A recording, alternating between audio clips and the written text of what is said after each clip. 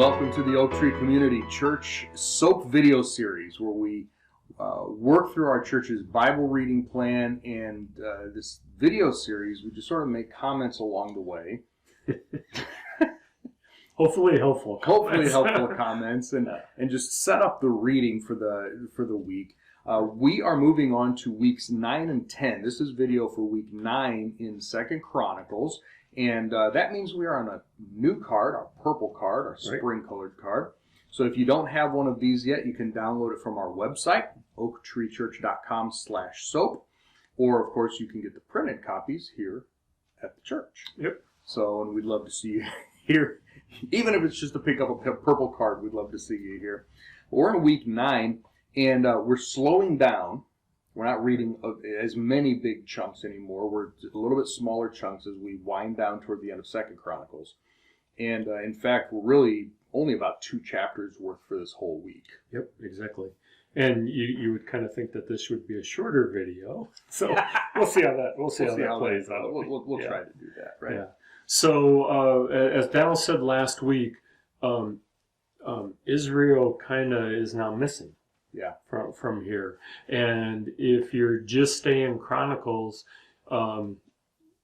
you don't get the whole story about what happened with Assyria coming in and capturing everybody from the north and either taking them back to Assyria or putting them to the sword. Or fun thing, well, maybe not a fun thing, but. One of the things that Assyria did was they actually left people, not just Israelites, they left Assyrians. Yeah, they left other people there, right? Specifically to intermarry with the Jews who were not worth taking. We've got peasant. They didn't take everybody. They left people there, but then they also brought people in, intermarried, and by the time we get to the Gospels in the time of Jesus, the descendants of these intermarriages are called Samaritans. And so having the Samaritans there in central Israel, between Galilee and Judea at that point, Judah, Jerusalem, you got the Samaritans in the middle. That's how they got there. That's how they got there, number one. And they were constantly in the face of the Jews, reminder from hundreds of years ago, 700 years ago, that the Assyrians had come in and done this. Right. That's why they hated the Samaritans so much. Because they were half-breed Jews and Assyrians, and this constant reminder of the captivity that they really would have liked to have forgotten. Right. Good point. So in our reading, there's a number of kings that show up still. We're kind of back to this king, that king, and some are pretty quick in there. A lot are terrible. But kind of want to stick with Josiah, right? Yeah. 1, he's a good king, and 2, there's a number of things written about him. Yeah. So he becomes a king at 8 years old, and he reigns for 31 years. Yeah.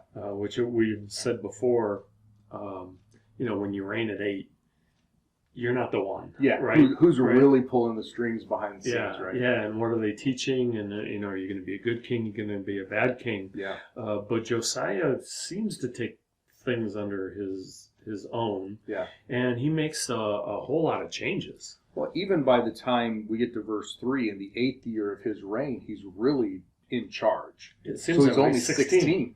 Right. And verse 2 says that he did what the Lord approved, followed in his ancestor David's footsteps, which is a good thing, and he did not deviate to the right or to the left. So in our terminology at Oak Tree, he stayed on the path. He stayed on his path. He stayed on the path. Persevered. Right? That's How cool is that? Yep. And then, like any good king that you read, they repair the temple, right? Because there's always issues with the temple. Yep.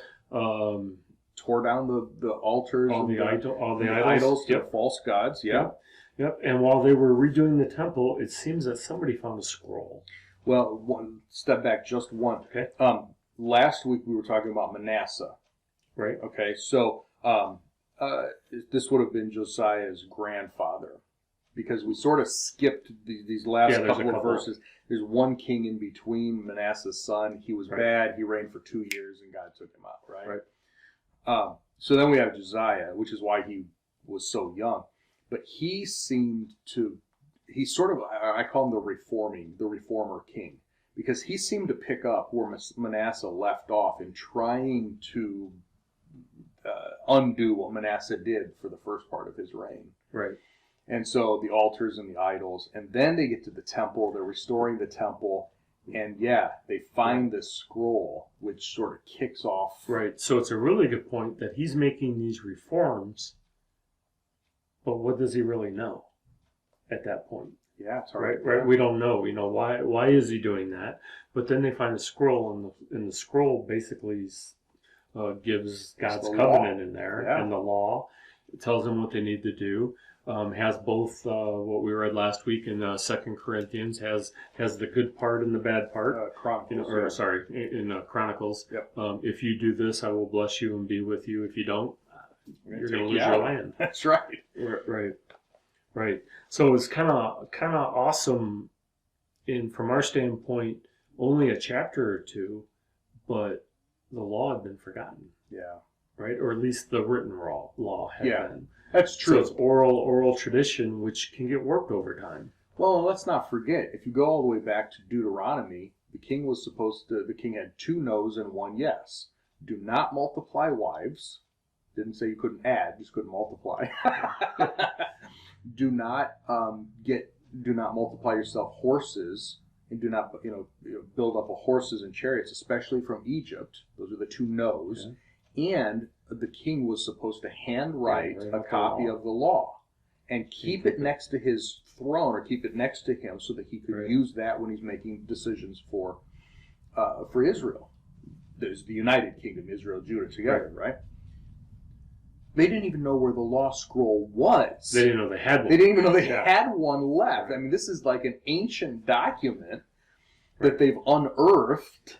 Right. So, and it's let's follow it. Yeah. Right, which is... Well, but who was the last one to actually write a copy of it? Yeah, right. No idea. And this could have been David's handwriting. Yeah. And we don't know that Solomon ever wrote one. We don't know if any of the good kings ever do. No, and nowhere in the record does it say someone did that. This could have been David's handwriting that Josiah pulls out as they're unrolling this scroll. Right. Oh, yeah. How cool is that? That'd be very cool. Right. And then, like you said, they're like, we have to obey this. Right. So one of the things they did was reinstitute Passover. Yeah. Now, last week we talked a lot about Passover because, who was it, Hezekiah? Yeah. Hezekiah did a Passover, and we said he didn't do it perfectly. But this seemed like they did a pretty good job. Oh, man. I love the description. We've got to go back, though. We've got to go back to the description in chapter 30, because we skipped over it a little bit. Chapter 30, verse 26. What had happened. So Passover, we usually think of Passover as a day, right? Passover is actually a week-long celebration. It's the feast of unleavened bread. But isn't there 2 things? Passover is the first it is day, one day, and then there's and then week. it goes into the week, right? Right. So they really all go together. Right. So under Hezekiah, they did the whole week, and the people are like, let's keep going. So they did a second week. And it was this huge celebration, so big, it says, this was a great celebration in Jerusalem, unlike anything that occurred in Jerusalem since the time of King Solomon. Right. Which that had been a while. Well, not only that, but Solomon threw some pretty good parties. Yeah, true. Yeah, he had some money. Right. So we've got that in Hezekiah. So what do we see with Josiah? Yeah, we see it being one-upped. Yeah. So where are we? I don't remember. We're under chapter 35. Well, you find it. Yeah. So Passover had not been observed in Israel since the days of Samuel, the prophet. Well, not that it hadn't been, but a Passover. Oh, yeah. So so chapter 35, like verse 18, right? A Passover like this had not been observed in Israel since the days of Samuel. Now, Samuel was before Solomon. Right. So Hezekiah, on our timeline here, Hezekiah was the greatest since Solomon. Right. Josiah was the greatest since Samuel. Right. That's going back a ways. That's really cool. That's really cool. Right. Which literally would have meant, just thinking about this now, the greatest one since the kingdom started, because Samuel was even before the first king. Oh, right. The greatest one in the history of the monarchy. Nice. Yeah. So what made it so great? I think it had to do with their heart again. The same as under Hezekiah. Josiah, this time they had the law. They're reading it. They're doing it exactly the way they're supposed to. They're still doing it with joy. He's got all the people. He's got the reforms. Like I said, he's the reformer king.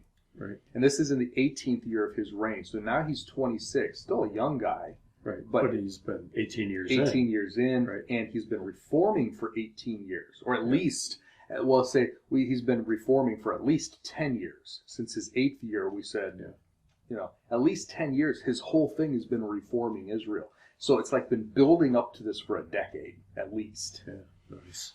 And that's really, really a big deal. There's something else that I was just thinking about.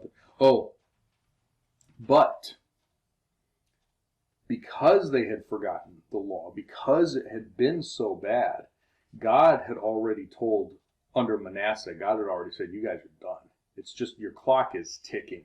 Right. So what did he tell Josiah? He said, Judah's clock is still ticking, but because of your reforms, because you are a godly, I won't do it within your lifetime. It'll be after you die. So Josiah got to live out a peaceful, mostly peaceful reign. Right. Right. I always think it's interesting, the time of year, but from what we're reading biblically is last week. Right. Yeah, 2 weeks ago. Two weeks ago was Passover. Yeah. 2 weeks ago was Passover. Yeah. Last week was Easter for us. Yeah. So it's kind of interesting, how many thousands of years? 2003, 2,500 years, something like that. About 26. Yeah. 26, almost 2,700 years. Yeah. Same time of year. Yep. You're right. Yeah. And a Passover. So we end with chapter 35, verse 19. The Passover was observed in the 18th year of Josiah's reign. That's it. That's how it ends the story. And then when we come back next week to pick up the story, it's like his reign ends, even though there's 13 years left in it. We don't really know much about the next 13 years. Yeah. So next week we'll be moving on quickly after Josiah, right. Even though he was a pretty good king. So we'd have a couple more kings and then quote the end. And then the end. Yeah. And not a lot of detail there. But, right. But there's And again, it's going to be in chunks because right. It's very, very quick. Fast action movie, for next week. But this week, still a little bit slower, focusing on one king, Josiah. I love the fact that he wouldn't have known his grandfather Manasseh. He wouldn't have known his great grandfather Hezekiah. Probably barely knew his dad, who was a bad guy. So he was sort of starting with a blank slate. Right. And somehow somebody influenced him. We were talking about last week about influence and how we do. Right. Somebody influenced him very early on. So that by the time, even though he took over when he was 8, by the time he was 16, he had, in today's expression, he had a good head on his shoulders. He had right. God in his heart. And that's a big thing, and it kept. Right? Because we also read about a king who had a loyal advisor. Yeah. And when that advisor died, man, he just went off on his own. Yeah, and I had to look that up because I always get these two names because it was Joash. Joash, early on, he became king when he was 7 years old, had Jehoiada the high priest, right. who was really helping him out a lot. We don't know who's helping out Josiah, right. but it has to be somebody. We have an unnamed mentor, a godly man who keeps him right on the right track here. And like you said, it's stuck. Yeah, how good is that? Yeah, great way to end. Just again, a reminder, same as last week. What we do can influence a generation, not just us and our immediate circles. Right.